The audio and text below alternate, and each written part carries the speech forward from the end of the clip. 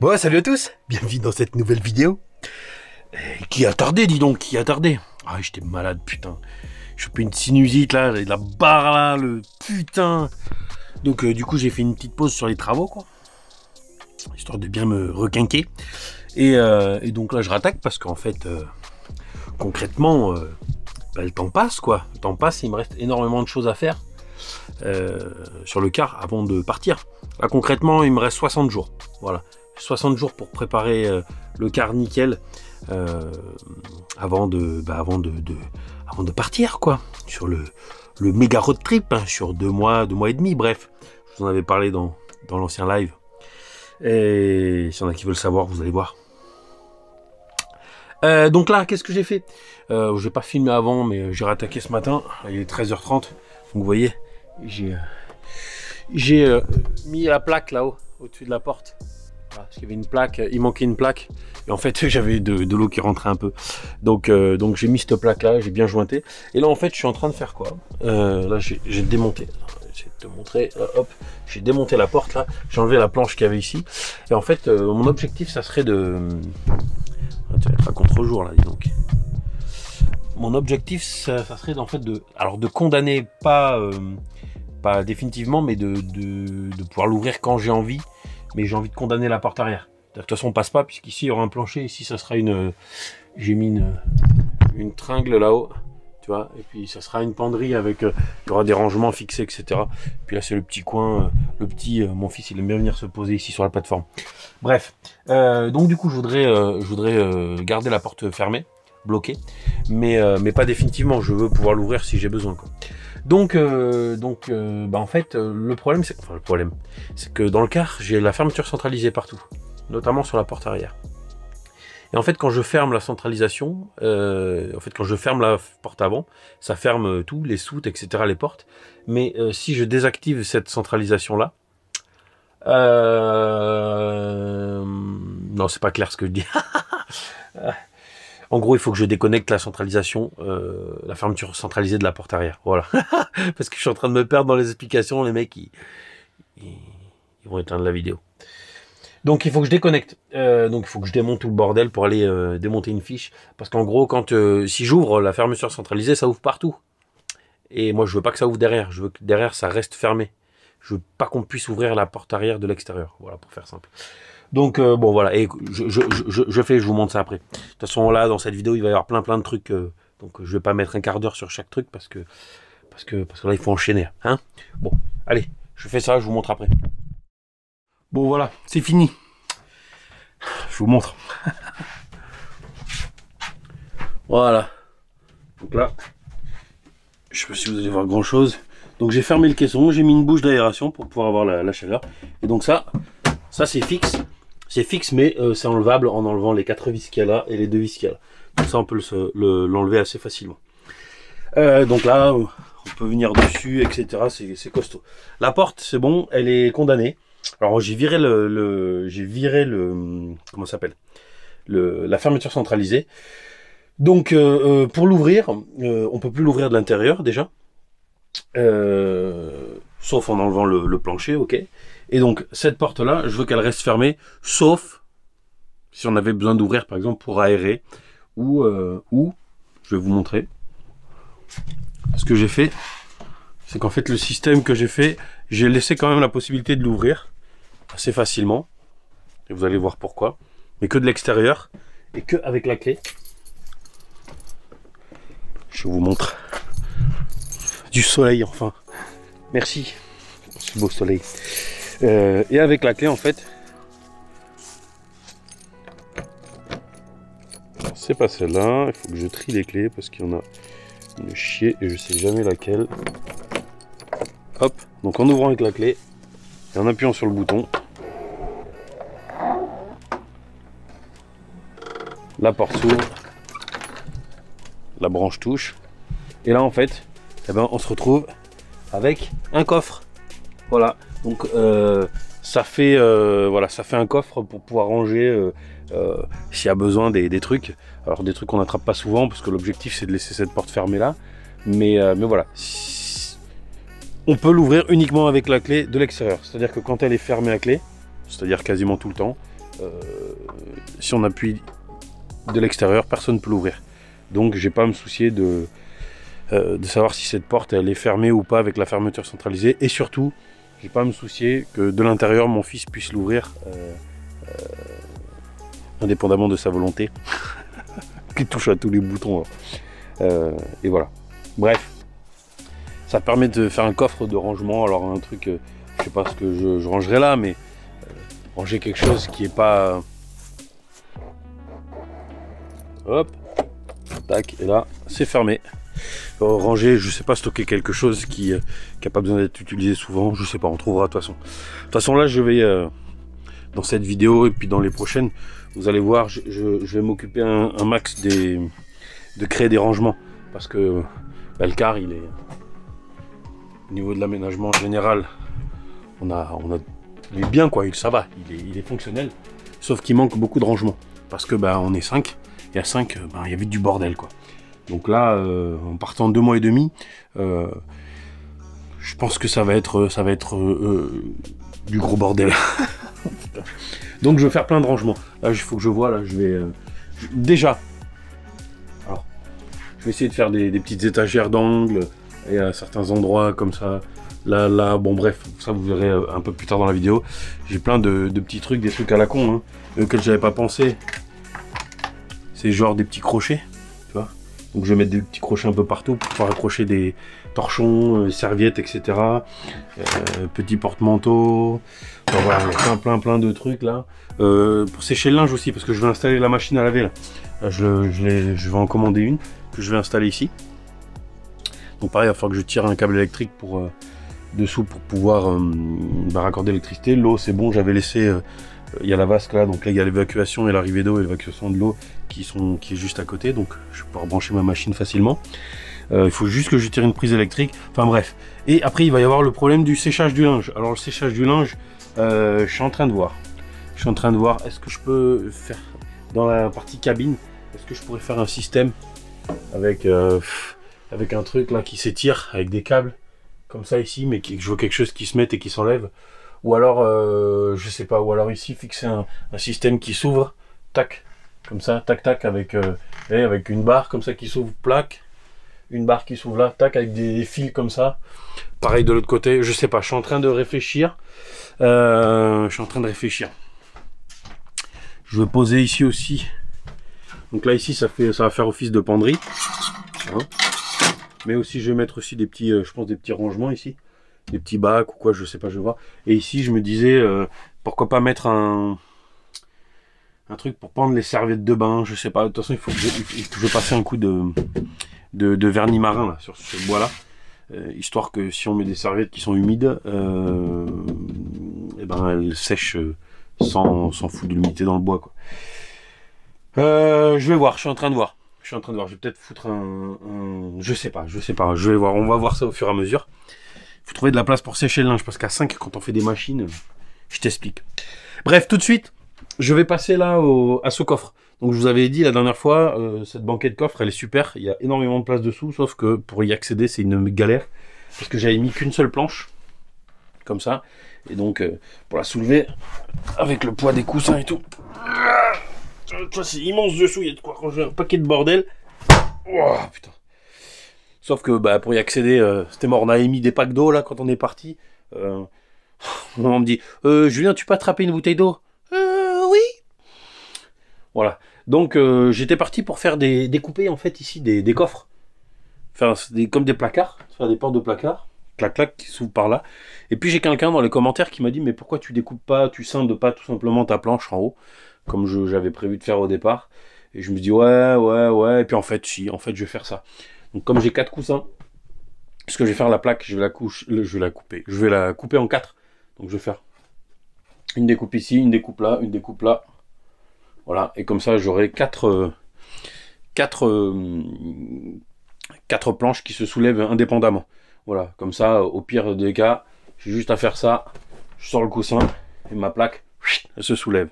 Voilà. Parce que là, j'ai pas besoin de retirer le coussin derrière, parce que j'avais laissé un... Ah ben non, si. Je suis con, j'ai cru que j'avais laissé un truc. Enfin bref. Voilà, donc je vais découper la planche, je vais faire les calculs. Je vais faire mes marques. Ça, il faut que je découpe ça aussi.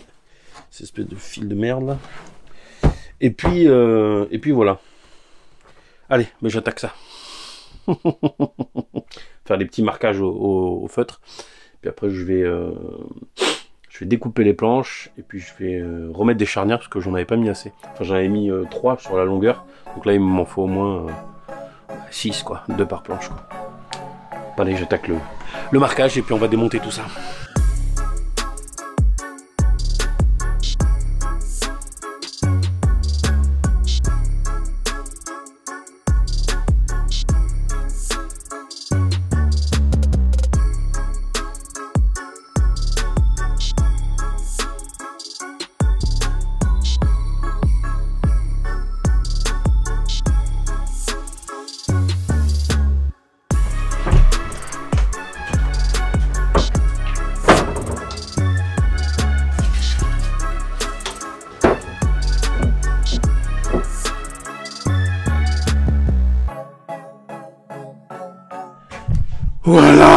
Voilà, c'est fini. Putain. Bon, voilà. Alors, soit on peut ouvrir un peu comme ça, là, tu vois. Bon, ça bloque un peu, forcément, les coussins, mais déjà, tu peux attraper des trucs. Si jamais tu as vraiment besoin de l'ouvrir entièrement, tu as juste à faire ça, tu sors 2 coussins. Et là, tu peux aller l'ouvrir entier, quoi. Voilà. Bon, ben voilà, c'est impeccable, ça. Il faut que je coupe les petits cordons, là, parce que ça bloque tout ça. Voilà. Faut que je coupe tous ces petits cordons, c'est les petits cordons qui sont faits pour attacher les coussins entre eux. Moi je veux pas les attacher entre eux justement. Donc il faut chier, couper ça au ciseau. Mais déjà comme ça tu peux, voilà.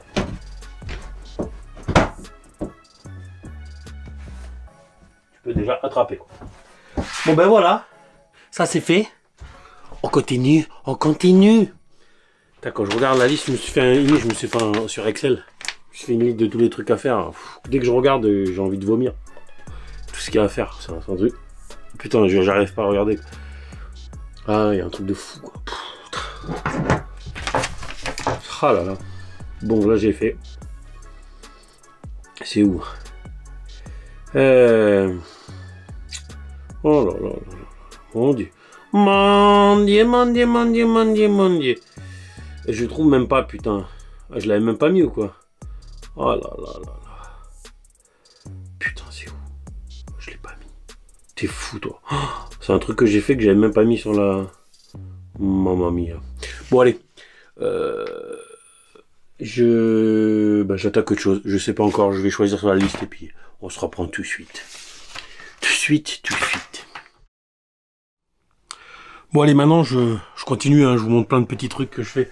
Oh, je vous disais tout à l'heure que je voulais des petites étagères là, en angle. Bon, ben voilà, ça y est, j'ai coupé. Je vais vous montrer ce que j'ai fait.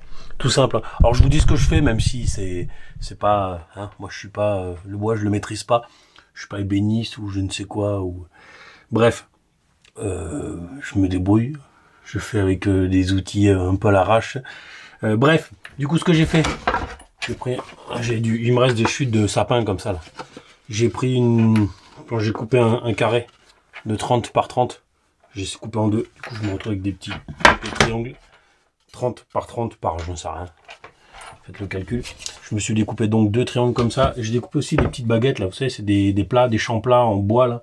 Que j'avais utilisé notamment pour mettre là, ici au mur ou pour faire certaines finitions à plusieurs endroits. Bon, il m'en reste des chutes. Du coup, je me suis dit, tiens, je vais me découper ça. De la longueur pile. Ma planche, tac tac, comme ça je vais venir le fixer sur le champ et comme ça me donne un petit rebord. Comme ça si on pose des choses, ça bloque, ça tombe pas. Donc là je vais venir fixer ça dessus. Ce que je vais faire c'est que je vais pré-percer. Je vais percer avec une petite mèche là, je vais percer 3 trous. Et après je vais venir mettre des vis. Alors pourquoi je pré-perce? Parce que c'est des vis à placo que j'ai, c'est des vis noires. Et je trouve que c'est super joli les vis noires sur le bois. Mais comme c'est des vis à placo, elles ont tendance à éclater le bois si on les visse directement dedans. Donc je pré-perce avec une toute petite mèche. Donc bien sûr une mèche plus petite que la vis. Hein. D'accord. Je vais faire mes 3 trous et puis après je vais venir fixer mes vis. Et puis voilà, bon, j'aurais pu prendre un comment ça s'appelle?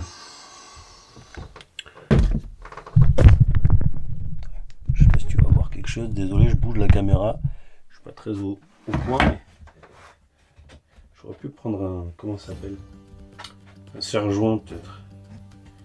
Bon, ce qu'on va faire, c'est que je vais faire un premier trou ici.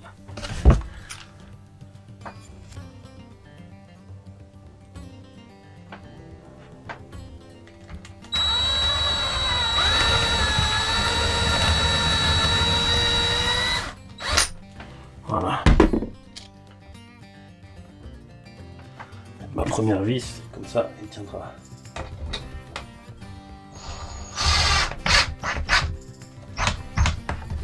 Voilà. Hop.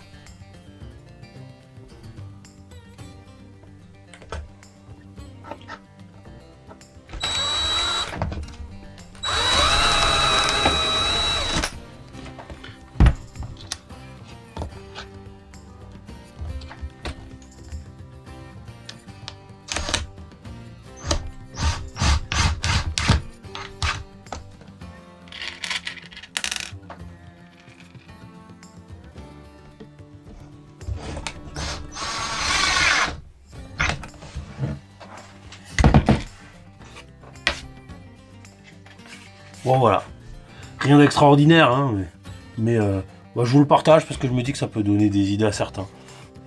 Voilà, donc, et c'est vraiment que de la récup, hein. C'est des petites étagères de récup. Voilà, donc là, ça coûte rien. Moi, j'aurais pu pré-percer un peu mieux. Voilà, et ça, hop, on va venir se mettre ici même, comme ceci. Merde, je filme n'importe où. Là, et une autre ici. Attends, comme ça, hop.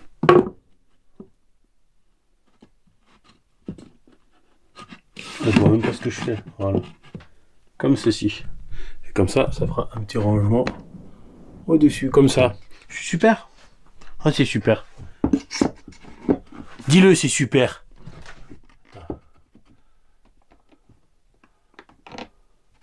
Oh putain, je vais y arriver. Voilà. Hop, comme ça, à une main. Voilà. Et des petites étagères comme ça. Comme ceci, comme cela. Pour mettre du bordel encore dessus. Allez, je vais faire la deuxième, puis je vais les fixer tranquillement, et puis voilà, hein, c'est pas du compète, mais ça fera l'affaire. Allez, mais je vous pose, je vous montre au final. Hein. Bon, donc maintenant... Oh, oh, mais c'est de toute beauté. Oh, mais quelles belles étagères. Oh, d'une magnificence. Quelle ingénierie. Oh, ça a l'air très compliqué. C'est très compliqué pour faire de belles étagères comme ça. Oh, Julien, bravo. Oh. Bon, allez. Donc, les petites étagères, c'est bon. J'hésite à en faire une là. Aussi, même deux. Je sais pas, je vais attendre madame. Chère madame, qu'en pensez-vous? Oh, ouais. Parce que bon... elle est un peu plus calée que moi en déco quand même. En déco et puis en... comment dire? En rangement, on va dire. Voilà. C'est comme ça. Bon, ah putain, ouais. Regardez ça, là. Je suis en train de vous faire une vidéo sur le système d'alarme et caméra. Je pas fini, il me manque un truc, en fait. Bref, là, les vidéos vont arriver, mais il faut que j'arrive à trouver le temps et tout ce qu'il faut pour les faire. Bon, allez. On continue. Ou pas. Bon, je vous avais prévenu au début de la vidéo, c'est une vidéo qui est complètement décousue. Hein, c'est-à-dire que je vous montre les trucs comme ça arrive, quoi. Là, j'étais pas parti pour faire ça, et en fait, je tombe dessus, j'ai dit, bah tiens, je vais le faire. Je vais installer ça. Mais qu'est-ce que c'est, Julien, ça? Bah ça, en fait, c'est un thermomètre avec des capteurs. Voilà, donc il y a l'unité centrale, là. Avec la température de la pièce où se trouve ce boîtier. Et après, on a 3 capteurs pour avoir 3 températures ailleurs. Donc moi, je vais en mettre une pour avoir la température. Je vais le mettre dessous là, juste à l'entrée, ici même. Voilà, pour avoir la température du salon. Et puis je vais mettre le premier capteur qui est ici. Ça va être le capteur que je vais aller foutre dans le coin nuit. Parce que des fois, quand on est parti en Espagne, il y avait le chauffage ici, là. Et dans le coin nuit, il faisait vachement plus chaud. Donc comme ça, on peut contrôler, on peut baisser le chauffage. On respire quoi, à 5 dans le coin nuit, donc ça fait 5 chauffages, quoi. Voilà, donc un capteur pour ici, un capteur pour le coin nuit. Je vais en mettre un capteur à l'extérieur pour avoir la température extérieure. Hein, donc un deuxième qui sera, je pense, dans le pare-choc à l'avant. Je vais voir, là. Je vais essayer de trouver un endroit, je pense là où il y a la roue de secours. Je vais mettre le capteur donc pour la température extérieure et je vais en mettre un dans la soute, le dernier, pour avoir la température dans la soute. Voilà, on sait jamais si on va quelque part où il fait très froid ou même si ça gèle, je veux éviter que tout mon système de filtration d'eau, de cuve d'eau, etc. Gèle quoi, au niveau d'évacuation aussi. Donc si jamais il fait trop froid, je mettrai un chauffage. Parce que j'ai un chauffage en fait dans la soute. Donc voilà, bref. Pour pouvoir contrôler tout ça. Alors ça, il y en a qui vont me demander, mais je sais plus. Ça, je sais plus où est-ce que je l'ai acheté. Je n'ai pas payé ça très cher. Je crois que je l'ai acheté peut-être sur Amazon encore. Écoutez, mais je suis pas sûr. Si je retrouve où est-ce que je l'ai acheté, je vous mets le lien dans la description. Voilà. Bien sûr, c'est un truc pas cher et qui fonctionne bien. J'ai testé. Voilà.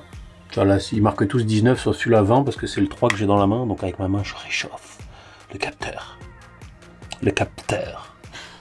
Allez, je pose ça.